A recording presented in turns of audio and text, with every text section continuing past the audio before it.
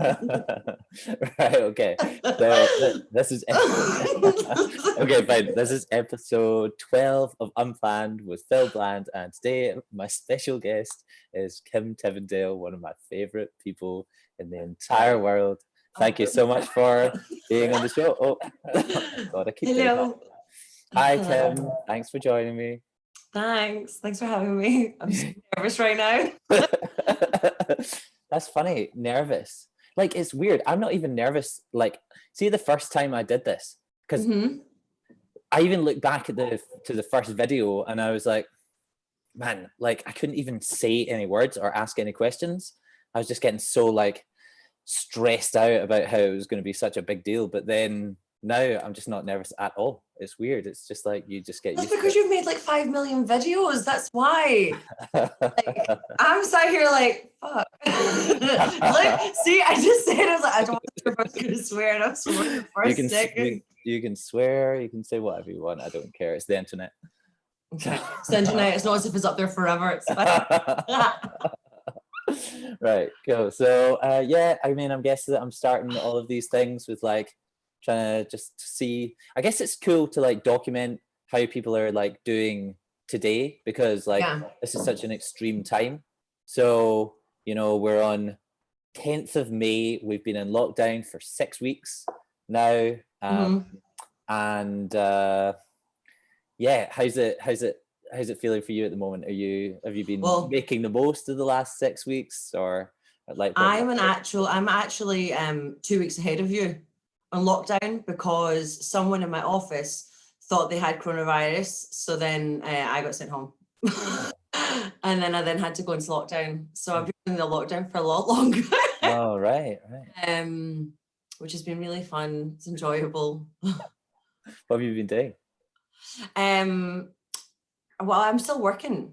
So basically I finished up my role. I think I had 3 weeks left of my last role, and I started a new position with a new team in lockdown. So it's been a little bit odd, because obviously you're trying to make friends and connect with people and learn about a completely new role I haven't done before, which has been a struggle, but it's okay. It's good.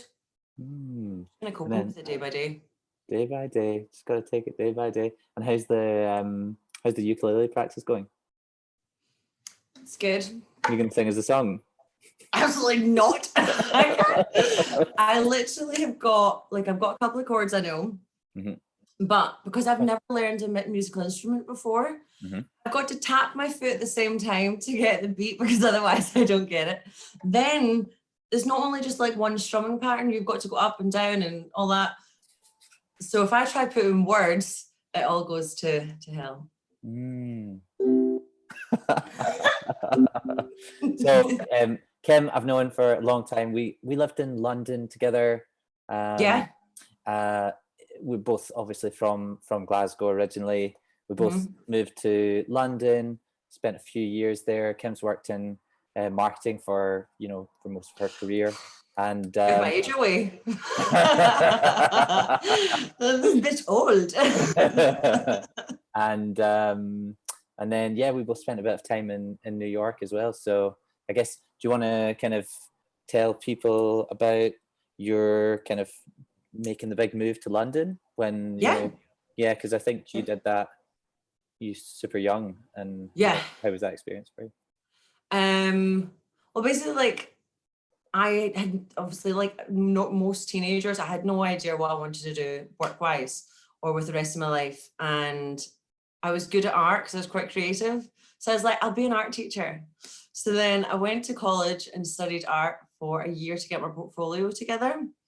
And just before you're meant to hand your portfolio and do your exams, I just had the realization that the penny dropped, and I just went, I don't want to do this. I don't want to be an art teacher. I don't even want to be an artist. So I ran away to Ibiza for a summer and then came home, saved up some money, and then a couple months later I moved to London with some money in my bank account and no plan. Unplanned. Unplanned. Full planned. So I just moved to London and did the weirdest jobs ever I could do. And I was doing loads of promo work as well. I did a stint in films working in the prop shops. That was really cool. And then I realized I was really good at events, so I worked my way up, and then I started working for a company, and the other agency I used to work for found out, so they called me up and they asked me, would you be up for working in the office?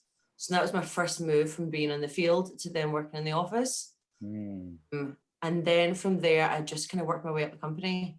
We changed different names and things, but I just kind of always followed my boss to wherever he wanted to do. And then I got different career options where I could, rather than being in the office and being like an account manager, I could then go out into the field, which I then did for a couple of years. And then I was able to travel the world and like live in a million different countries. Nice. Yeah, we'll get to that. I think there'll be some funny stories about you traveling and things. But what was it? Was it like, was it lone? Like, what was it like when you first moved to London? Was it lonely? How did you deal with that? Like, how did you make friends when you first moved there? Freely admit it, I cried literally every day the first year in London. But I was so determined because obviously I told my dad I was dropping out of college, my mum and dad, and both of them were like, as any other parents, they were furious. And we're like, what's your plan? I went, don't got one. So it kind of it drove me to basically just whatever I was going to do, I was going to make money. I just wanted to be as successful as I could. And it just like, I had to work really, really hard. Obviously, I didn't have a degree. I didn't have anything other than the will to work any hours and work as hard as possible. First year London was so hard. I didn't have any friends to lean on. I couldn't phone my parents up and say I was like miserable, because then it would be a told you so. And I wasn't going to get told that. So I just stuck it out, cried every day, and then tried to make friends when I could. Why do you think you stuck it out? Like at that time when it was feeling really hard and lonely and things, what do you reckon it was? You just didn't want to admit defeat, or? Yeah, totally. I didn't want to admit defeat, and that was my whole driving purpose, is of like, I didn't want them to go, I told you so, and have to move back to Glasgow and be like, oh, I failed. I don't know what I wanted to do, and you were right. I should have stuck at uni. So I just stayed down and just sucked up and didn't tell anyone how miserable I was, other than my sister. I cried to her all the time.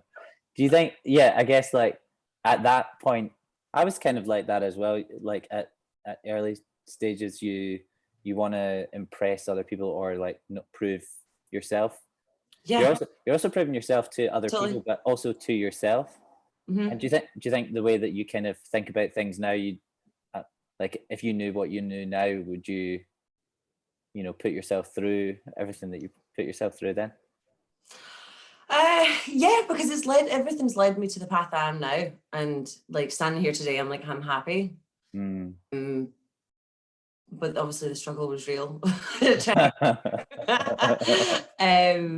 But yeah, like I don't think I worked really hard, and I took things for granted and just thought I'll find a partner when I'm older. I'll buy a house when I'm older. I'm just going to concentrate on my work. And just kind of put everything else in the back, like, so. Yeah, I'm pretty sure you were one of the hardest working people I'd ever. Every time I came, every time I saw you, you were like working on your laptop or busy doing stuff. It's great. I was just constantly working. Like that was my only aim in my 20s, was work, work, work. This will prove myself. This is how I'm going to be, like, I'm going to make mom and dad proud. This is how I'm going to establish myself in business and stuff. Like I had to work really hard. And then how did you I know you've kind of got a really tight group of friends in London, so how did you meet all of that crew? And actually Jay did a job for us abroad in a different country in Europe, and I got sent over there for a week, I think a week or 2 weeks, and I just made friends with them there. And then when I got home to London, we just became friends and we started hanging out all the time. He introduced me to loads of his friends, and London's that place where there's hardly anyone actually from London. Most of everyone's from other parts of the country, and then they meet up in London, and that's how you become like your core group of friends. It's good. Yeah, I had that as well, I guess. Well, actually, it was weird. It's also, you sort of gravitate towards the people that you know. Like when Oh I my remember God, yeah. when I first moved to London from Glasgow, like it's probably like most cultures, but people, you know, seek out familiar, but in our maybe jokes and accent and things like that was something like I sought out a lot of people that also came from Scotland just because it was the familiarity. Our group of Scottish friends in London was ridiculous. No one else is meant to congregate with that many Scottish people. It's But it probably was good though. probably the second biggest Scottish city in the UK, or in, you know, it's like Yeah. so many Scottish people running around. But we had such a good time though. Like London was just fun and wild and stupid, and all of us looking at each other going, "We shouldn't be doing this." Yeah, I know. So then Are you wait, gonna oh, are you tell me. gonna get Simon on this? Yeah, I think I'll get Sam. Oh, I'm just gonna call out everybody. I'm gonna do like our friends. yeah. But I'm also gonna do like because I mean everyone wants to hear everyone's story and things, but also I'm gonna do a lot like creative people, Hmm. you know, artists. I had Georgia on. That was good. Oh my God, yeah. I loved it. I watched it. Really good. Yeah, that was good. I'm so sad for her and her album. No, My heart broke. I was like, damn. I know. She'll get it out. And yeah, I've got some like cool people coming up. Um, got Paul Walker who owns Walker Slaters. They do the blazers with Harris Tweed that he works with.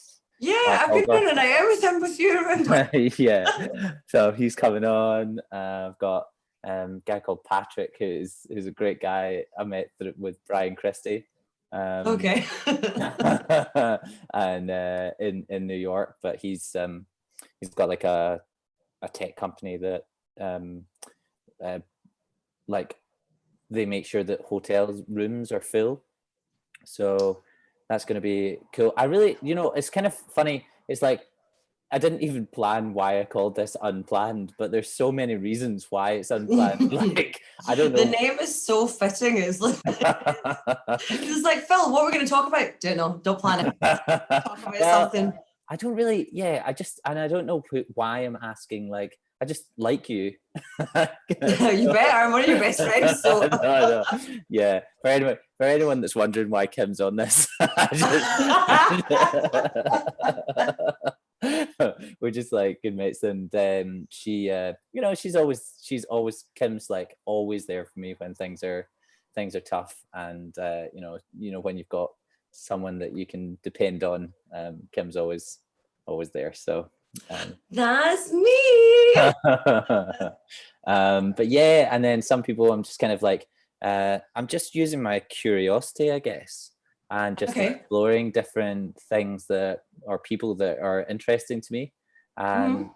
try and not really thinking too much about trying to put this series into a box, because it's quite often that people like by thinking too much about strategy in Mhm. advance and trying to like put people in boxes, you don't get the best. I just don't think you're going to get the best kind of outcome or content because you just don't know which direction things are going to go in. So I'm just trying to like, if I meet somebody interesting that's doing something cool, then I'm just going to invite them on the show, and hopefully it'll be interesting. And I'm going to go across different types of industries as well. I'm going to go like, you know, like and find common threads. So there might be somebody who's like, you know, in fashion, or there might be entrepreneur, or it might be artists or singer like Georgia, but Mhm. there's like common threads with people but doing creative stuff, like, you know, working with other people, getting inspiration from sources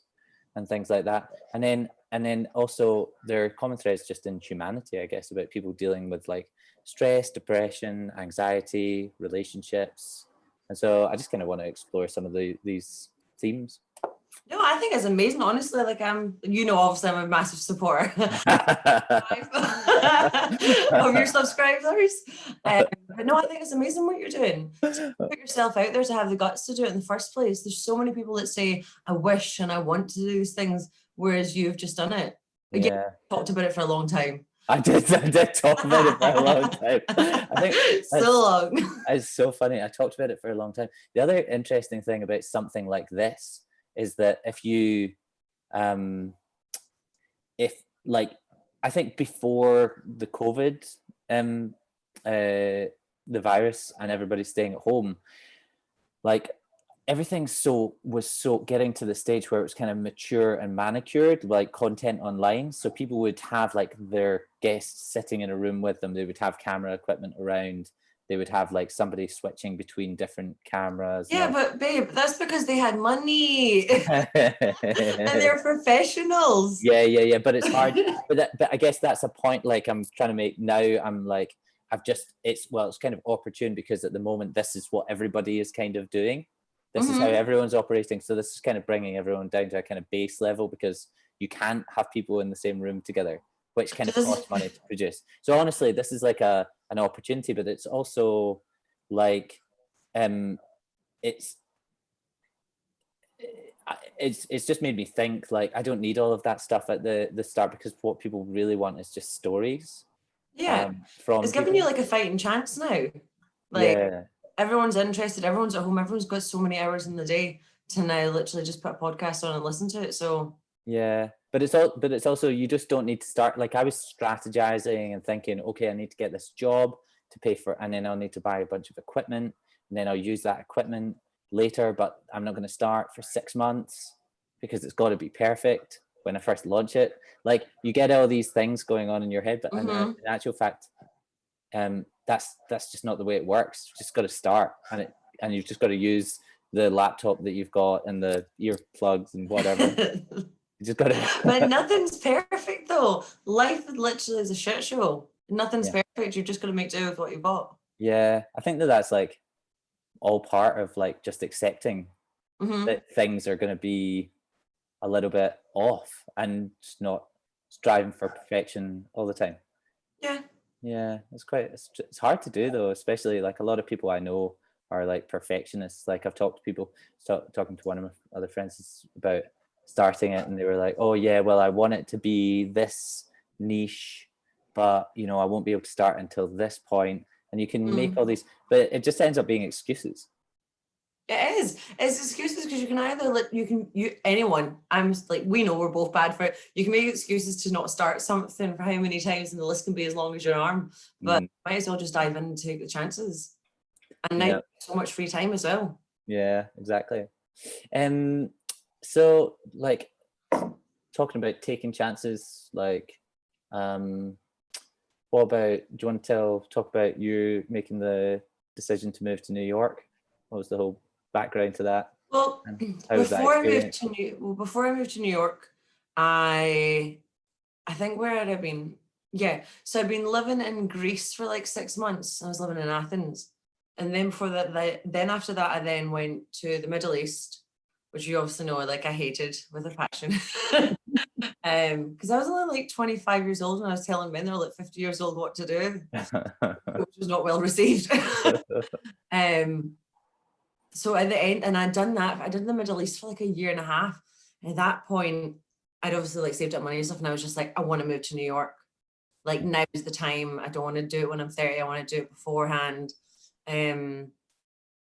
So I just was with a partner, and he wanted to as well. So we both just moved, and it was all a very quick decision to do it.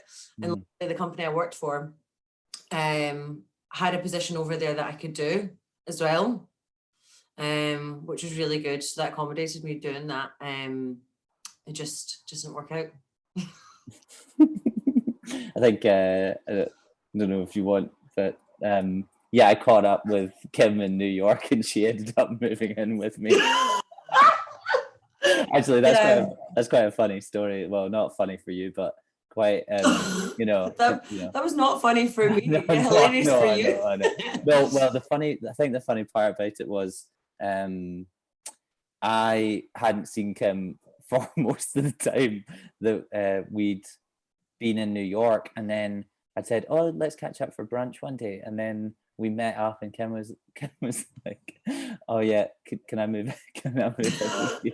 And No, I hadn't no, seen. yeah, To give the scope is that I had gotten into a very toxic relationship, and that person didn't let me have any friends at all.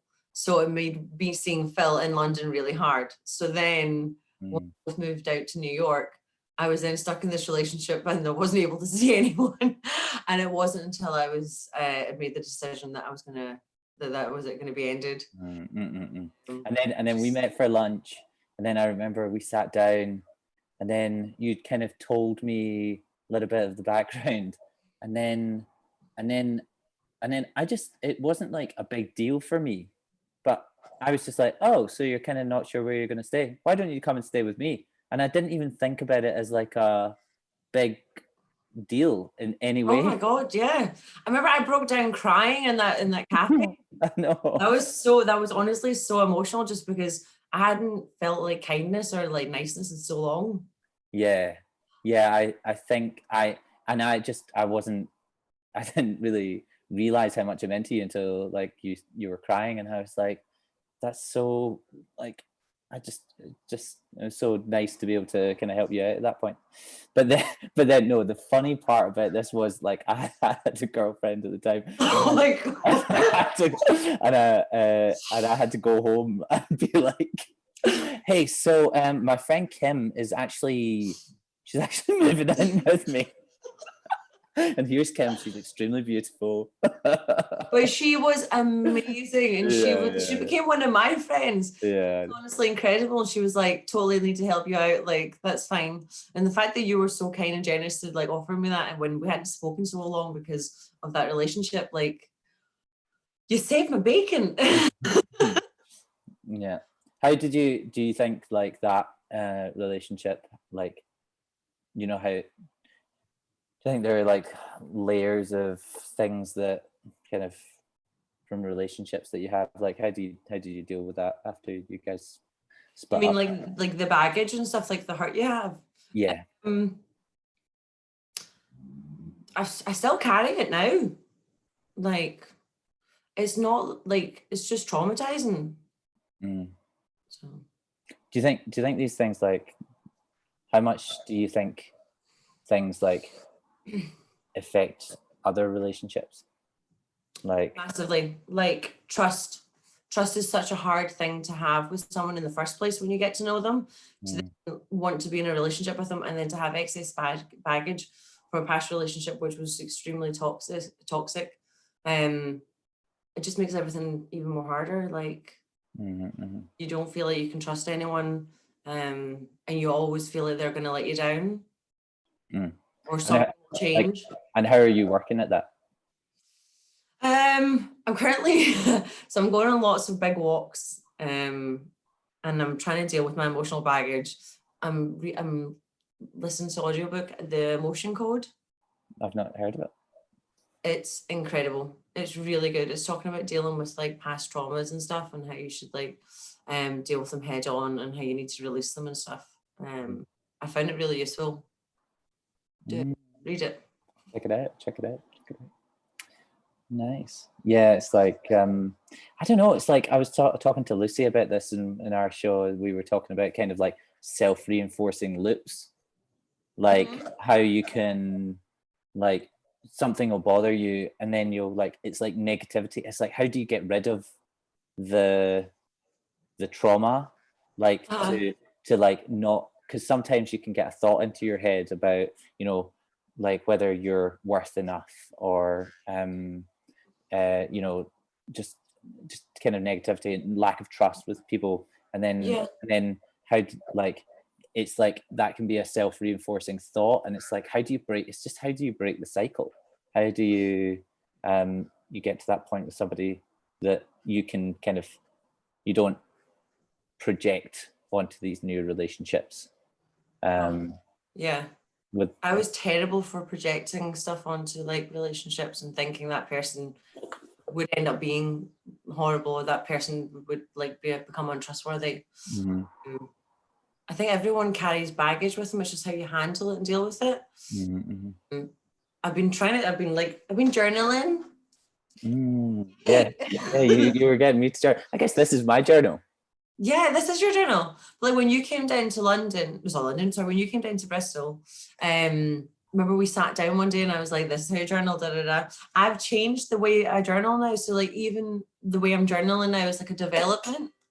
Because I got into a really negative headspace like a wee while ago and I was just feeling really depressed and anxious and everything's just kind of getting on top of me. And I read back over the pages I'd written in my journal and I was like, whew, if I'm only writing about negative things and I'm thinking negative things, all I'm going to literally feel around me is negativity. So I've changed my practice in the how I journal, and I the first thing I do is I write 3 things I'm thankful for that day, and they have to be different from the 3 things I was thankful for the day before. So like, I'm trying to change it up, so like I've changed my mindset a little bit. I love that. And then that's kind of the same deal that you were talking about, where it's like you need to if you've got negative thoughts, you kind of need to get them out in some way, whether that's like in a journal or talking to a friend or like putting things out there. But then at the same time, like you can also pass that negativity on or help reinforce it by writing it down. Like if you're writing something about how sad you are and then you reread it, or just the act of writing something down reinforces. Yeah. And so yeah, I think that's a really good thing to just gratitude is the absolute like winning formula for doing anything in life. If you like, even if you feel super bad about your position in life or why, how things have turned out, and all you need to do is just be like, well, I mean, my life, even though this one part of my life might be bad, job's stressful, relationship might be tough, like just like people don't think about what they've got to be grateful for enough, and that's just like the number one thing that can make people look at things a different way. I think to do with also with COVID, I think right now everyone has so much to be thankful for because it'll be taken away from you in a second. The job you were working so hard for is now taken away. People have been furloughed. People saving up money to buy a house. Now you can't buy a house, you can't get a mortgage. All the things people are thriving for, trying to get, they can't do anymore. You've got to be thankful for what you do have around you. And that's like your mental health, your health in general. Yeah, you can actually contribute towards the health of the people that you love the most. 100%.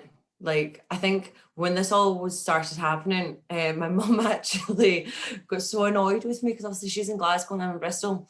So I was phoning her and I was having panic attacks and stuff because of this was all happening. And my mum's older, I'm not giving her age away, but she's older. And I was just panicked that I was going to lose her or something, that something terrible was going to happen.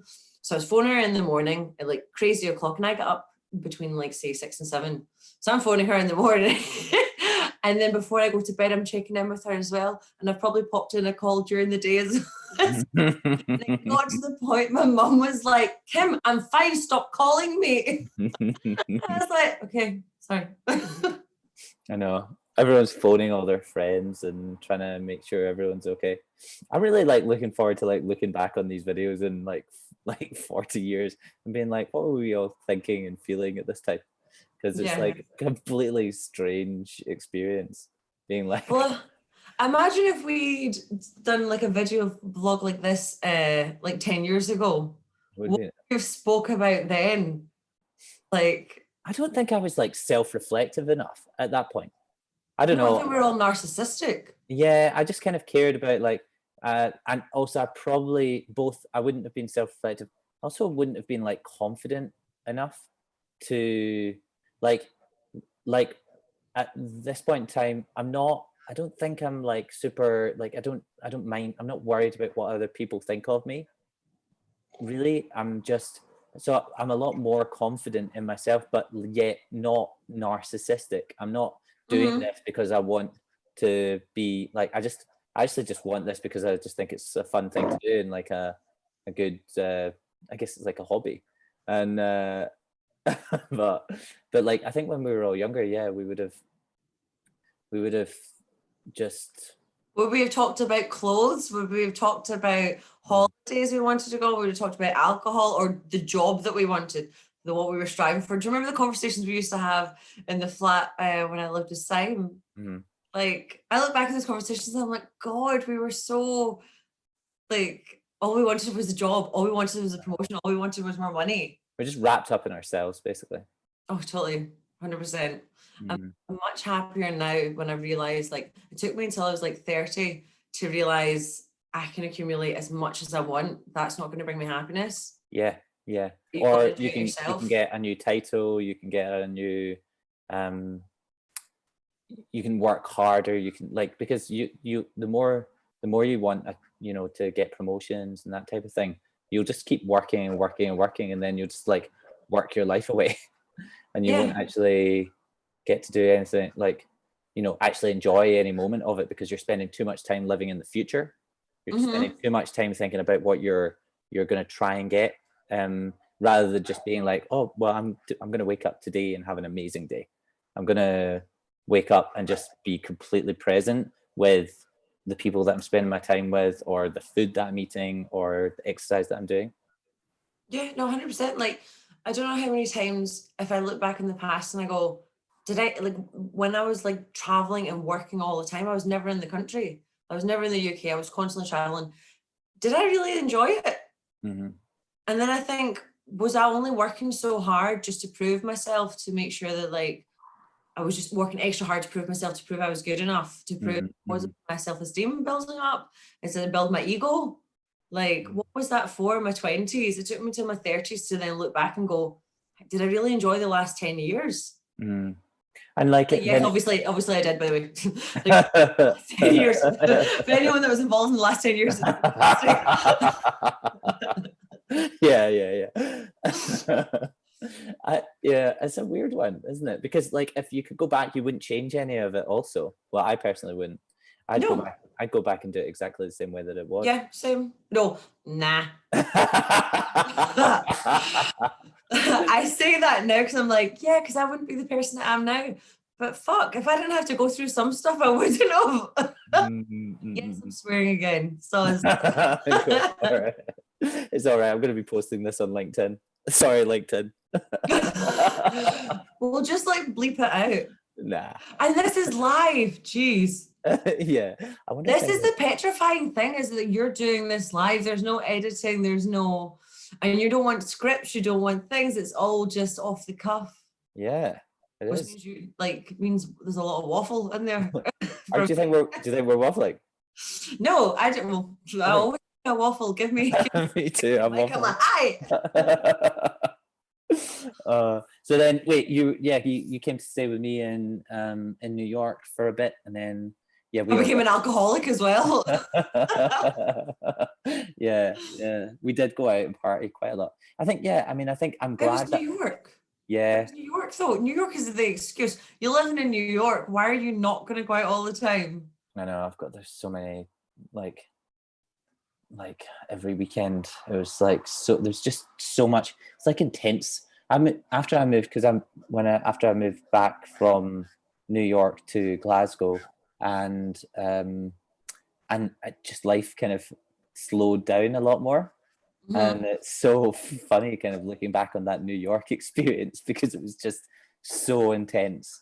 It was Yeah, like, but you did a 180. You did intense New York, and then you moved back to Glasgow. You refused to get a phone for 6 months, which drove everybody insane because, first of all, you had to be on time because otherwise you couldn't text you and say, I'm running 5 minutes late. If you were late, you'd be there, sat there going, furious that you've been waiting.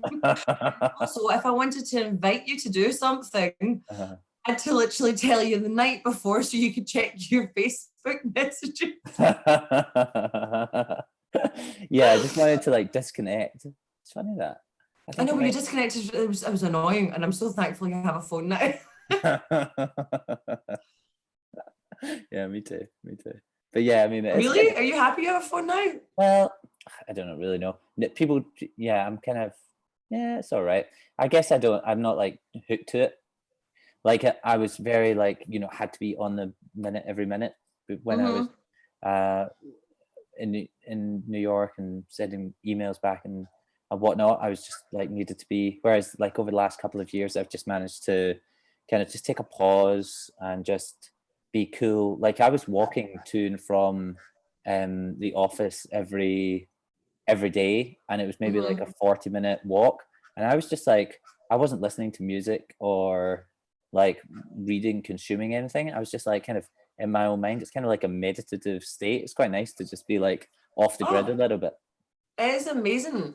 I think sometimes like you've got so much media in front of you. Either you've got social media or you've got on things on TV. I'm doing this because my TV's there. I like TV, and you're constantly consuming things, and it's so hard sometimes just to unwind and just unplug from everything. You're so used to it. You're so used to your mind being consumed by everything. I think it's good. Like I'm walking every day in the morning, so if I'm waking up really early, I'm trying to do 5K or 10K in the morning and go for walks. Yeah, and everyone's doing all of these 5Ks at the moment for Run for Heroes and everything like that. Have you been out clapping for all the NHS, everything? Oh my God, of course I have. I'm not extreme like with the pots and pans. They just get my hands. It's like incredible because we'll still be talking about that when we're like 80. We'll still be talking about, you know, all being out on our doorstep and clapping for the NHS. And we'll be talking about that in the same way that, you know, our parents or grandparents would talk about things that happened during the war or when they had the big celebrations when the war ended. Yeah, but we're living in a completely different time. This is the thing that people don't understand, I think, is that everyone's been asked to do is to stay healthy, stay home. We're not being asked to literally go fight a war somewhere. What's going to happen now in literally how many years? This is going to be in history books. People are going to be writing essays about this. And what are they going to write about? Yeah, Tom from down the road didn't want to stay home and wanted to go to the shops every day. Like, it's not real. Yeah, I actually, and it's like, yeah, I'm just more and more worried about how this is going to like what's going to happen in India and in Africa and a lot of the countries that don't have that good healthcare systems and like good ability to isolate from one another because they all stay so close together. And you know, we're so privileged to be able to have had the experience of lockdown that we've had. So yeah, that's I guess we'll probably be talking about that next year. Yeah, well, obviously they're working on vaccines and stuff right now, but how, like, are they going to charge people for the vaccines, or is it only going to be privileged people who have enough money to get it? Is there still going to be something in poorer countries? Will they be able to receive it? Like, what's going to happen? Those lines aren't being cleared. Yeah, pretty worrying. Okay, let's talk about something positive. Okay. So are you moved to Bristol then? How are you loving life down there? Are you you know, what is there to do in Bristol? Like, what do you do with your time? What is there not to do in Bristol? That's awesome.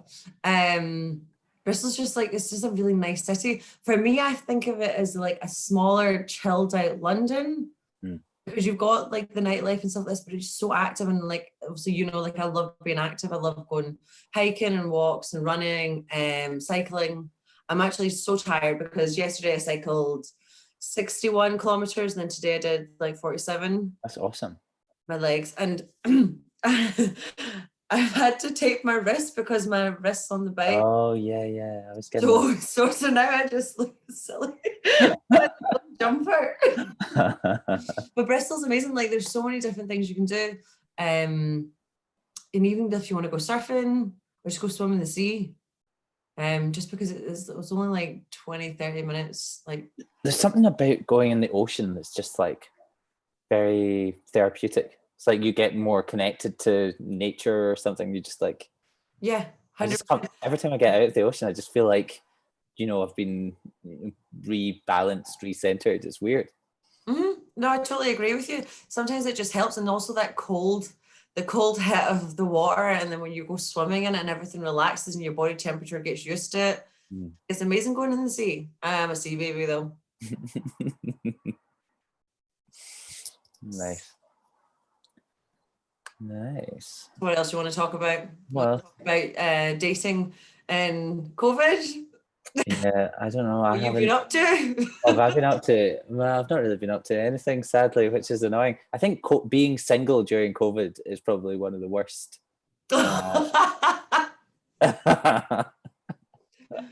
Like, Why? Why experiences. is it such a struggle for you being single in COVID? Well, I don't know. It's just kind of like it's kind of a lonely experience because you're like, I mean, but then again, actually, there's probably like a lot of couples out there that are super unhappy, staying together, and then, but then there's a lot of people that probably like using this time to like really bond with one another. It's funny. I just think there's this massive change in people's like living. The sun's going in my eyes. I think I agree with you. Like I think there's like a big like thing up here about people, a lot of like toxic relationships, like domestic abuse happening at the moment in circumstances where people can't leave the house. I think there'll be quite a few divorces coming out of this, but there'll probably be a lot of baby boom as well. I don't know, like yeah, there will definitely be baby boom after this.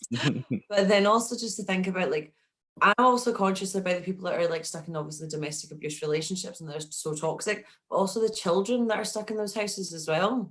Like how horrible that's going to be for them, and there's no one they can go to. The schools are shut down, and obviously the schools are open for key workers and vulnerable kids, but some parents are too lazy to even bring their kids there. And they're then stuck in houses then and they don't have but I think that there is something coming out of this like whole experience about people like slowing down, reconnecting with the people that they love, just like taking care of themselves, going out for runs, like I guess like times like this, like the best in people and the worst in people kind of comes out when times are stressful, and either people have a positive outcome. It's basically all you make of it. Basically, if something like this happens, then you can either choose to look at all the positives that come out of it, or you can choose to look at all the negative things, and that's a choice. And so it is a choice though, but sometimes you can't help the choice. Like if you are feeling sad, everyone sometimes does wallow in it. Yeah, like that's just what happens in life. But just realizing that you're wallowing it and then like trying to like push through it and like find the reason of, right, okay, I don't have this to be sad, I should be happy. And then that kind of comes back to the whole gratitude thing. People just kind of look at their situation and can't see any light or positivity coming out of it. Yeah, but sometimes you have that dark cloud around you that you can't see past. It's like a dark fog and you're just like, I'm depressed, I'm this. You can't see past it. But then I think it's an amazing thing is like when it clears your mind and you're like, oh my God, I do have these things to be positive and happy about.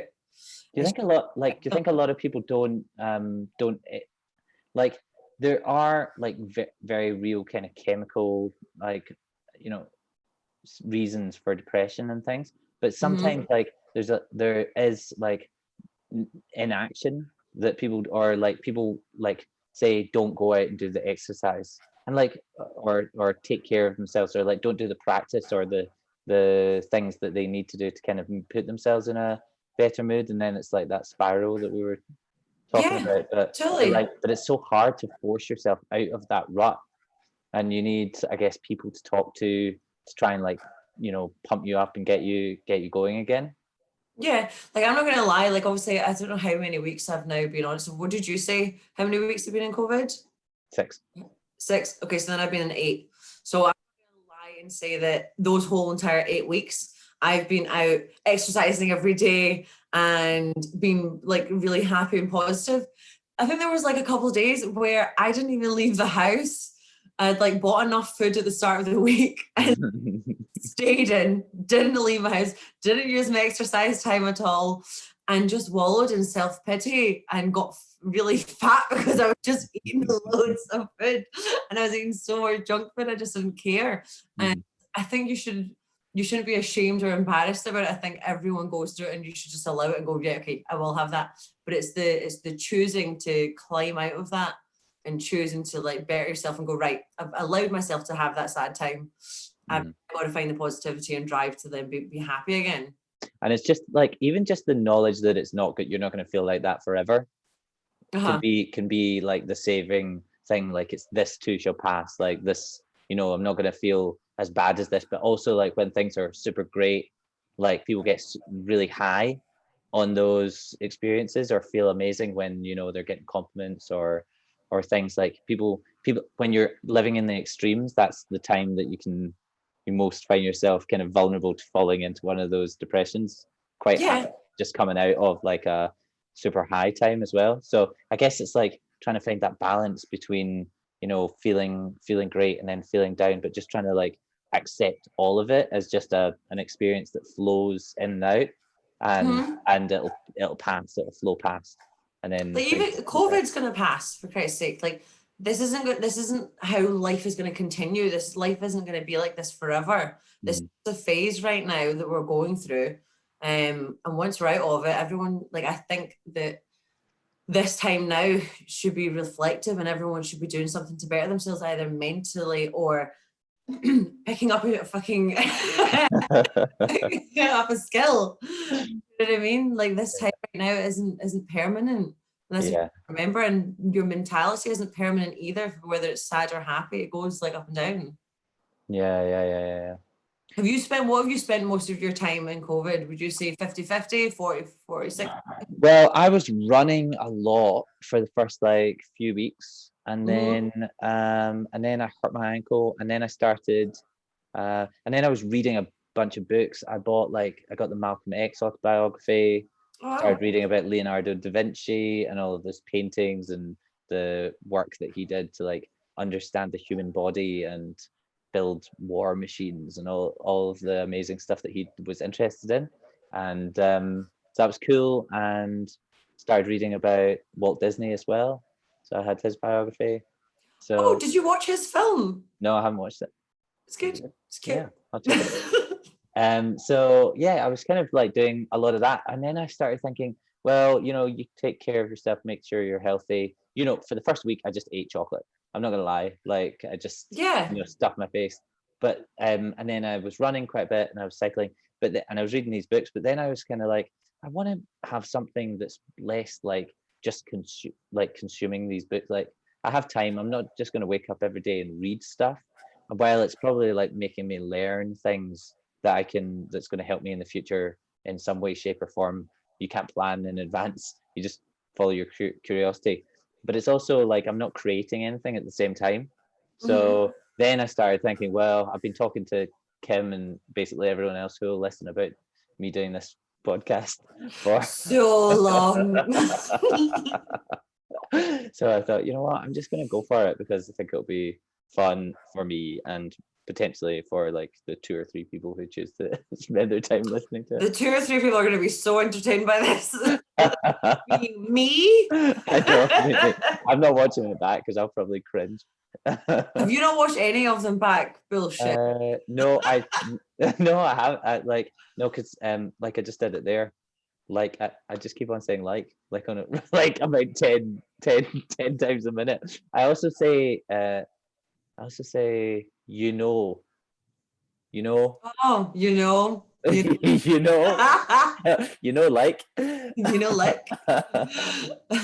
So I'm terrible. I repeat myself all the time. Yeah. Like that. But you just need to accept. Like, I mean, I just did it again. I need to.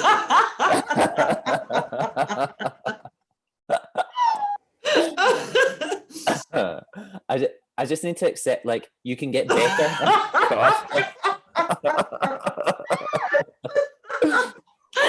Okay, we can do this. We can do this. Like, you can get better. You can get better, but you just need to accept that things aren't going to be perfect as well. Like, I know, I just said like it.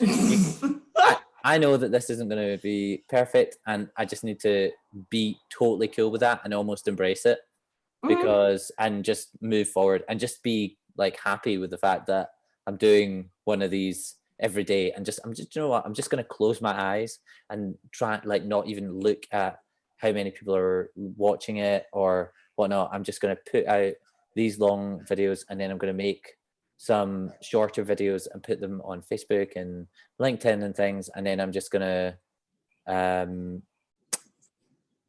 to hopefully create something that's going to be interesting to people. Like, and stories are interesting. People that haven't had the experience of moving to New York and living a lifestyle there, and the ups and downs of living in London. Like, even just this kind of interaction that we're having, there will be someone out there that will be getting some value from it, just because they're interested. Yeah, they'll be making fun of both of us. Which is fine by me. Literally. Yeah, me too. If you're out there, I just want to talk to the viewers for a second. If you're out there and you're making fun, if you're sitting with your friends and you're making fun of me and Kim because we say like too much or whatever, then that's cool, because just live your life. Yeah, same. That's what I think too.